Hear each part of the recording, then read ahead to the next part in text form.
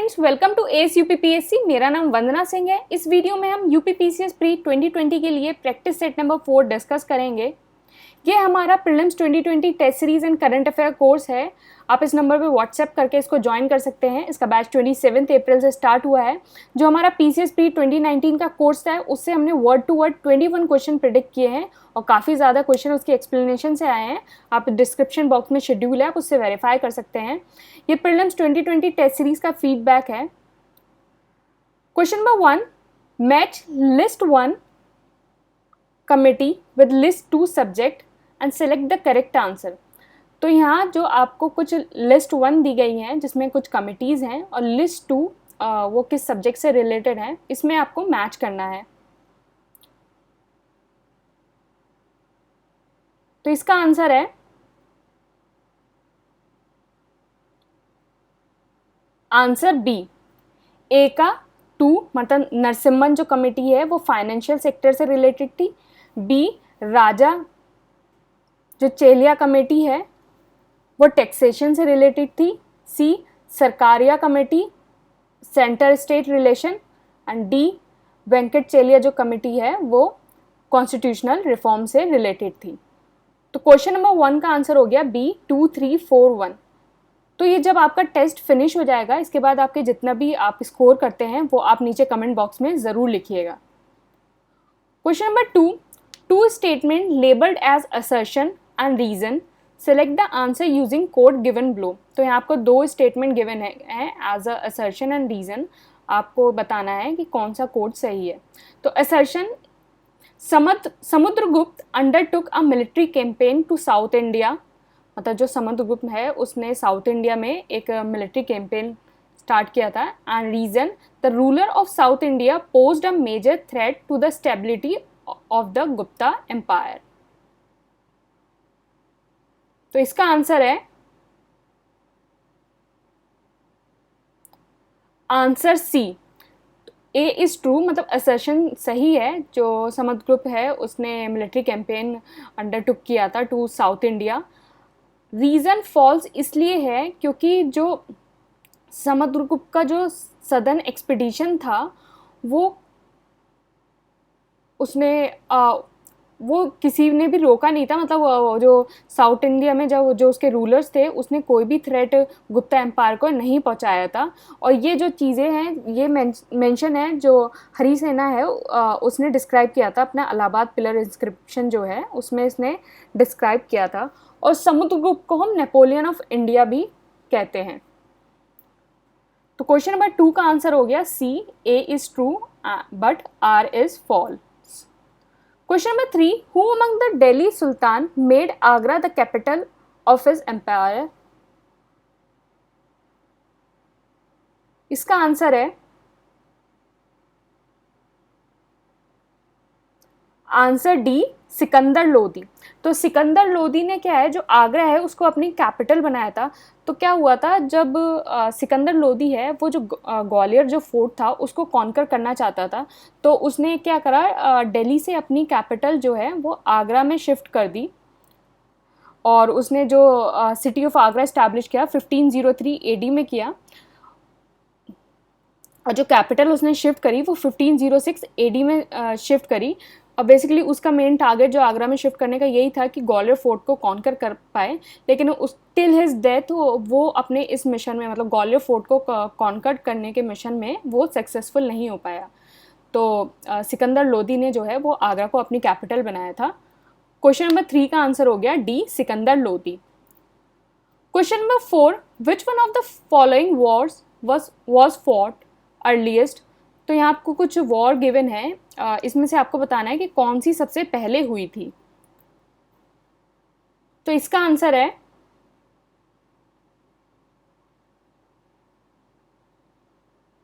Answer C, first Anglo Maratha war. तो जो first Anglo Maratha war है वो सबसे पहले हुई थी। ये 1775 से लेके 1782 के बीच में हुई थी। और बेसिकली ये जो स्टार्ट हुई थी वो ट्रीटी ऑफ सूरत से स्टार्ट हुई थी and this war end with the treaty of Salbai. And जो एंग्लो बर्मीज़ वॉर है वो 1824 से 1826 के बीच में हुई थी। और ये ये जो वॉर है ये ब्रिटिश इंडिया कंपनी की विक्ट्री थी, और ये जो वॉर एंड हुई थी वो ट्रीटी ऑफ यानदबू से हुई थी। और फर्स्ट एंग्लो अफगान वॉर जो है वो 1839 से 1842 के बीच में हुई थी, and first Anglo Sikh war है वो 1845 से 1846 के बीच में हुई थी। तो इन सब में जो सबसे पहले जो हुई थी वो फर्स्ट एंग्लो मराठा वॉर है, वो 1775 से लेके 1782 के बीच में हुई थी। तो ये सारी जो बाकी इसके बराबर अलावा जो है वो 1800 के बीच में हुई थी, और जो फर्स्ट एंग्लो वॉर है वो 1700 में हुई थी, मतलब 1775 से 1782 के बीच में फर्स्ट एंग्लो मराठा वॉर हुई थी। तो क्वेश्चन नंबर 4 का आंसर हो गया C, first Anglo Maratha war. Question number 5, what is the cause of the disease myxoedema in adult human beings?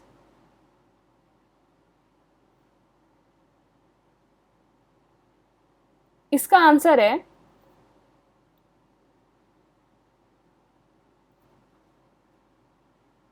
Answer B, हाइपोथायराइड्स।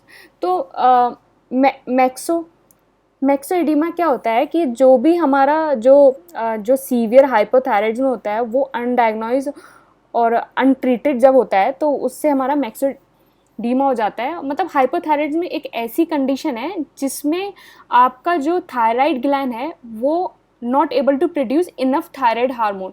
मतलब जो आपका थायराइड ग्लैंड है वो अपनी फुल कैपेसिटी में काम नहीं करता, मतलब अपनी कैपेसिटी से कम में काम करता है। मतलब जितना उसको थायराइड हार्मोन प्रोड्यूस करने चाहिए वो उतना प्रोड्यूस नहीं कर पाता है। तो बेसिकली जो थायराइड हार्मोन का जो मेन काम क्या होता है कि जो बॉडी का जितना भी मेटाबॉलिज्म है उसको रन कर सके। तो जब ये हाइपोथायराइडिज्म हो जाता है तो आपका थायराइड हार्मोन तो प्रॉपर्ली प्रोड्यूस नहीं हो पा सकते, तो आपका जो मेटाबॉलिज्म है वो भी इसकी वजह से स्लो हो जाता है।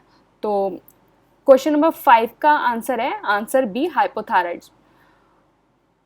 Question number 6, which of the following are good source of vitamin C?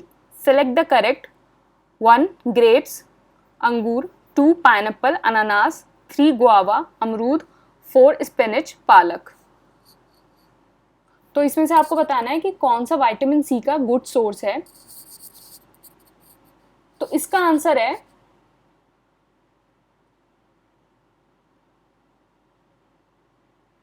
Answer D, all of these. तो बेसिकली जनरली जितने फ्रूट्स और वेजिटेबल्स होते हैं मतलब मैक्सिमम में विटामिन सी का सोर्स होता है, और जो विटामिन सी है उसको हम एस्कॉर्बिक एसिड कहते हैं।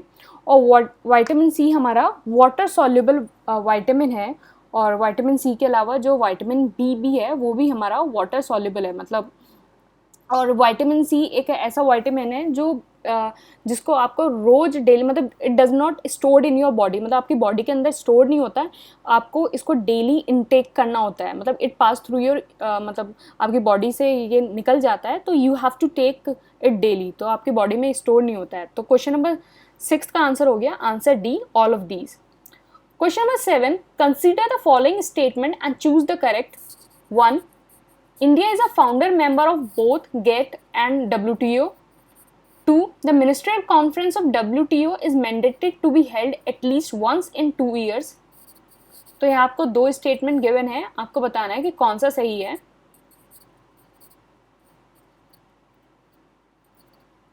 तो इसका आंसर है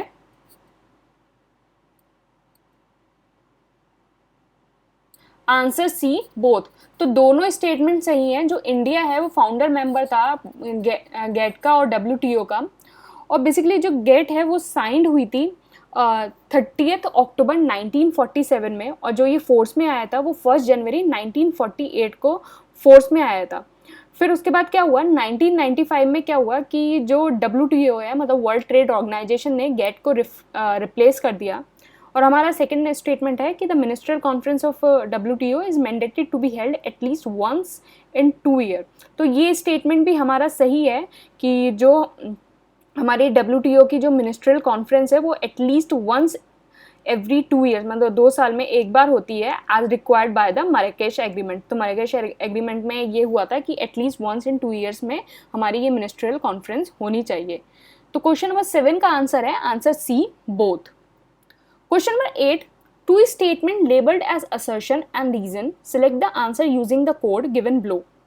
तो यहाँ आपको दो स्टेटमेंट गिवन है. Assertion, the enactment of the 73rd constitutional amendment act marks an new era in the federal democratic setup of the country. Reason, the act bestowed constitutional status to the Panchayati Raj institution.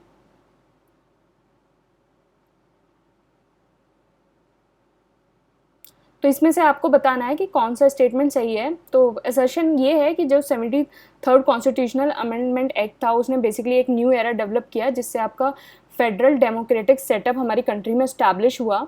और reason ये है कि इस act ने जो है वो पंचायती राज institution को एक कॉन्स्टिट्यूशनल स्टेटस दिया. तो इसमें से आपको बताना है कौन सा स्टेटमेंट सही है.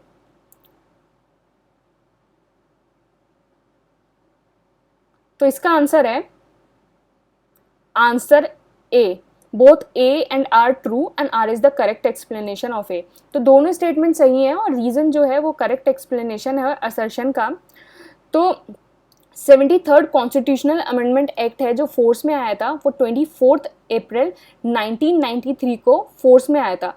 और इसने बेसिकली जो पंचायती राज इंस्टीट्यूशन है उसको एक कॉन्स्टिट्यूशनल स्टेटस दिया by the insertion of the article 243 in part 9. तो पार्ट 9 में आर्टिकल 243 बेसिकली इससे मतलब 73rd कॉन्स्टिट्यूशनल अमेंडमेंट एक्ट से ये इंसर्टेड हुआ.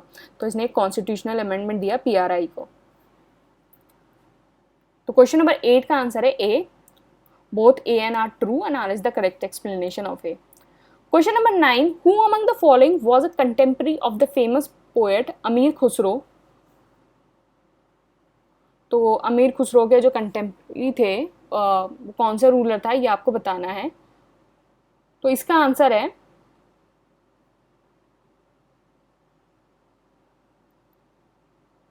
Answer B, Alauddin Khilji. तो अलाउद्दीन खिलजी जो है अमीर खुसरो का कंटेम्प्रेरी था. तो बेसिकली जो है अमीर खुसरो ने 7 जो सुल्तान है उनका रूल देखा था. मतलब जो दिल्ली सुल्तानेट है उसमें जो 7 सुल्तान है उनका रूल देखा था. मतलब बलवान से लेके उसने गयासुद्दीन जो तुगलक है वहाँ तक का रूल देखा था. तो इसमें गयासुद्दीन तुगलक हो गया, मोहम्मद हो गया, कुकबेद हो गया, जलाउद्दीन खिलजी हो गया, अलाउद्दीन खिलजी, मुबारक शाह खिलजी और गयासुद्दीन तुगलक. तो इन सारे जो 7 सुल्तान है उसने अमीर खुसरो ने इन सबका रूल देखा था. तो इसका 9th का आंसर हो गया बी, अलाउद्दीन खिलजी.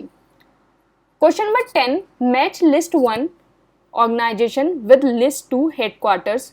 तो यहाँ आपको लिस्ट 1 में कुछ ऑर्गेनाइजेशंस गिवन है और लिस्ट 2 में उनके हेडक्वार्टर्स गिवन है. आपको लिस्ट 1 से लिस्ट 2 मैच करनी है. तो इसका आंसर है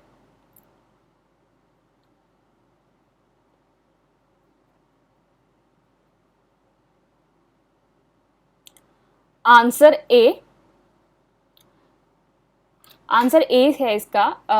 ए जो है हमारा इंटरनेशनल मॉनेटरी फंड वो हमारा वॉशिंगटन DC में है. बी, इंटरनेशनल लेबर ऑर्गेनाइजेशन वो जेनेवा में है. C, International Atomic Energy Agency वो वेना जो ऑस्ट्रिया है उसमें है. D, International Civil Aviation Organisation ये मॉन्ट्रियल जो कनाडा में है वहाँ है. तो क्वेश्चन नंबर 10 का आंसर हो गया ए, 4132. Question number 11. Which one of the following pair is not correctly match. तो यहाँ आपको कुछ पेयर्स गिवन है, इसमें से आपको बताना है कौन सा करेक्टली मैच नहीं है. तो इसका आंसर है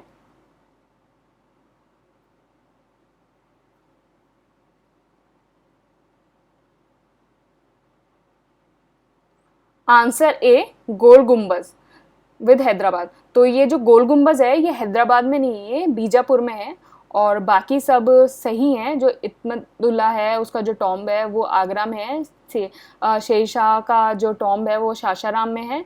और रानी रूपामती का जो है वो अहमदाबाद में है. गोल गुम्बज हमारा बीजापुर में है. तो फर्स्ट वाला करेक्टली मैच नहीं है. क्वेश्चन 11 का हो गया ए. Question number 12. In India, where is its only live volcano located? तो इसका आंसर है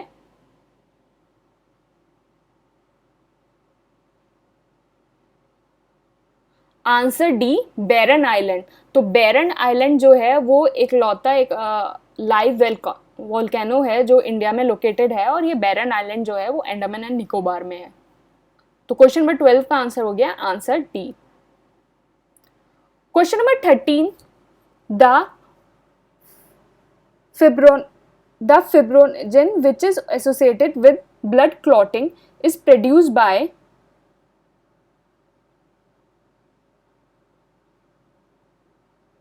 इसका आंसर है आंसर बी, लिवर।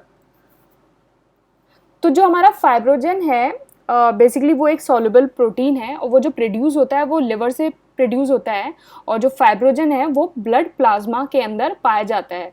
तो फाइब्रोजन जो है वो ब्लड क्लॉटिंग में हमारी हेल्प करता है, और ये प्रोड्यूस होता है लिवर से। तो क्वेश्चन नंबर 13 का आंसर हो गया B, liver. Question number 14, which one of the following is the predominant raw material used in the manufacture of cement. तो यहाँ आपको प्रीडोमिनेंट रॉ मटेरियल बताना है जो सीमेंट की जो मैन्युफैक्चर है उसमें यूज होता है। तो इसका आंसर है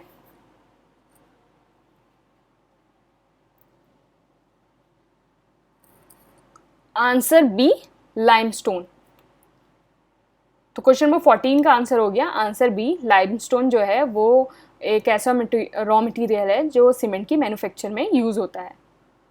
question number 15, in Indian history Lord Macaulay is known for his contribution to which one of the following areas.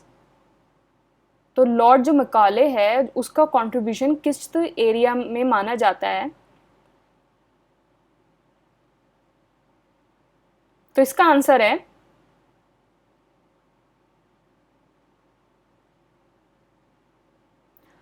Answer D, education. तो क्या हुआ, चार्टर एक्ट 1813 आया, उसमें क्या कहा गया है कि जो 1 लाख रुपए हैं वो एजुकेशन के लिए दिए जाएंगे। लेकिन फिर उसके बाद एक डिबेट होने लगी कि वो एजुकेशन कौन से मीडियम से होगी, मतलब कोई ट्रेडिशनल या वर्नाकुलर मीडियम से होगी या फिर वेस्टर्न मीडियम से होगी। तो ये सारी डिबेट को एक एंड दिया मैकाले माइन्यूट ने, जो 1835 में आया। उसने ये डिसीजन दिया कि मतलब उसने बेसिकली फेवर किया कि जो हमारी एजुकेशन है वो इंग्लिश मीडियम से होगी, मतलब वेस्टर्न तरीके से होगी, मतलब थ्रू इंग्लिश मीडियम, जिसमें कोई भी ट्रेडिशनल एजुकेशन नहीं होगी। तो ये मैकाले माइन्यूट ने ये फेवर किया था इंग्लिश मीडियम को। तो मैकाले जो है वो एजुकेशन से रिलेटेड है। तो क्वेश्चन नंबर 15 का आंसर हो गया D, education. Question number 16. Consider the following statement. 1. Nadir Shah invaded India during the rule of Mughal Emperor Muhammad Shah. 2. The Third Battle of Panipat was fought during the reign of Akbar Shah II. तो पहला statement ये है कि जो नादिर शाह है उसने जो India को इन्वेड किया था वो मुगल एम्परर मोहम्मद शाह के पीरियड में किया था। दूसरा स्टेटमेंट है कि जो थर्ड बैटल ऑफ पानीपत है वो अकबर शाह II के टाइम में लड़ी गई थी। तो इसमें से आपको बताना है कौन सा स्टेटमेंट सही है। तो इसका सही आंसर है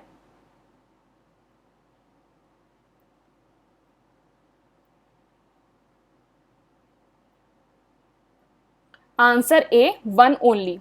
तो पहला स्टेटमेंट सही है क्योंकि जो नादिर शाह है उसने जो इंडिया में जो इन्वेड किया था वो 1739 में इन्वेड किया था, और उस समय जो मुगल एम्परर था वो मोहम्मद शाह था। और सेकेंड स्टेटमेंट गलत है क्योंकि जो थर्ड बैटल ऑफ पानीपत है वो 1761 में लड़ी गई थी, और इस समय जो एम्परर था, मुगल एम्परर था, वो शाह आलम था, ना कि अकबर शाह II। तो क्वेश्चन नंबर 16 का आंसर हो गया A, one only. Question number 17, which of the following cause the infectious disease anthrax. तो इसमें से आपको बताना है कि जो एंथ्रेक्स है वो इन्फेक्शियस डिसीज है, वो कौन कॉज करता है। तो इसका आंसर है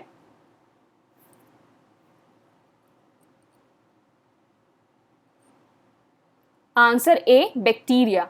तो बैसिलस एंथ्रेसिस होता है एक तरह का बैक्टीरिया जो हमारा एंथ्रेक्स करता है। तो क्वेश्चन नंबर 17 का आंसर हो गया A, bacteria. Question number 18, match list 1 temple with list 2 built under. तो यहाँ आपको कुछ लिस्ट दी गई है। लिस्ट 1 में आपको टेम्पल्स गिवन है और लिस्ट 2 में वो मतलब किसने निर्मित किए हैं वो गिवन है। तो आपको इसको मैच करना है। तो इसका आंसर है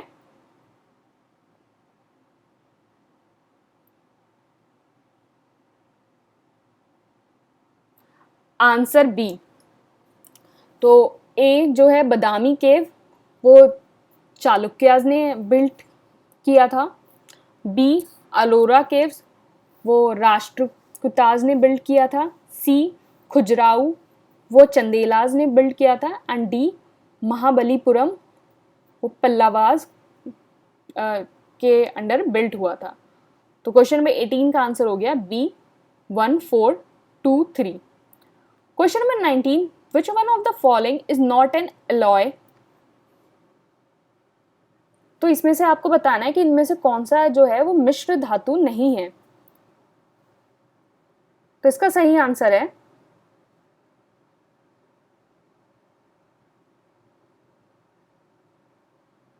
डी ग्रेफाइट। तो ग्रेफाइट जो है वो एलॉय नहीं है, बाकी सब एलॉय हैं। जो 18 कैरेट गोल्ड होता है बेसिकली वो एलॉय होता है गोल्ड, कॉपर और सिल्वर। तो उसमें बेसिकली ये दो तरीके से जो परसेंटेज है वो इन सारे की होती है। जैसे पहला हो गया या तो 75% गोल्ड हो या 12.5% कॉपर हो या 12.5% सिल्वर हो, और या फिर 75% गोल्ड हो, 15% कॉपर हो या 10% सिल्वर हो। तो ये alloy gold, copper and silver का होता है। अब बेसिकली जो सोल्डरिंग मेटल होते हैं वो दो तरह की सोल्डरिंग होती है, एक तो होता है सॉफ्ट सोल्डर और एक होता है हार्ड सोल्डर। तो जो सॉफ्ट सोल्डर होता है वो अलॉय होता है टिन और लेड का, और जो हार्ड सोल्डर होता है वो अलॉय होता है कॉपर एंड जिंक का। और जो स्टील है बेसिकली वो अलॉय है आयरन एंड कार्बन का। ये सारे अलॉय हैं, ग्रेफाइट जो है वो अलॉय नहीं है। तो क्वेश्चन नंबर 19 का आंसर हो गया D graphite. Question number 20 which one of the following is not among the G4 countries which seek permanent membership in the security council of the UNO। तो इसमें से आपको बताना है कि इनमें से कौन सी जो ग्रुप ऑफ 4 कंट्रीज़ हैं वो नहीं है जो परमानेंट मेंबरशिप जो UNSC है, मतलब यूनाइटेड नेशन सिक्योरिटी काउंसिल में जो सीक कर रही हैं उनमें से ये कौन सा नहीं है। तो इसका सही आंसर है